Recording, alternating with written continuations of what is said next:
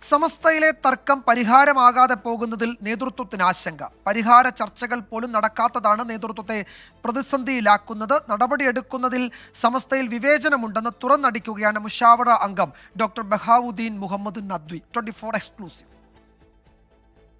മുസ്ലിം ലീഗിനെ ചൊല്ലി ഉടലെടുത്ത സമസ്തയിലെ തർക്കം പരിഹരിക്കാൻ ചേർന്ന മുഷാവറ യോഗം തന്നെ പുതിയ കലഹത്തിൽ കലാശിച്ചതാണ് നേതൃത്വത്തെ ആശങ്കയിലാക്കുന്നത്. ഉമർ ഫൈസി മുക്കത്തിനെതിരെ നടപടിയെടുക്കാത്തതിനെ തുടർന്ന് പരസ്യ പ്രതികരണത്തിലൂടെ നേതൃത്വത്തെ സമ്മർദ്ദത്തിലാക്കുകയാണ് ഒരു വിഭാഗത്തിന് ലക്ഷ്യം. അതിപ്പോൾ ഈ ഓഫീസിൽ കാര്യങ്ങൾ കൈകാര്യം ചെയ്യുന്നവരുടെ താല്പര്യത്തിന് മുതൽ സ്വാധീനം ഉണ്ടാവും.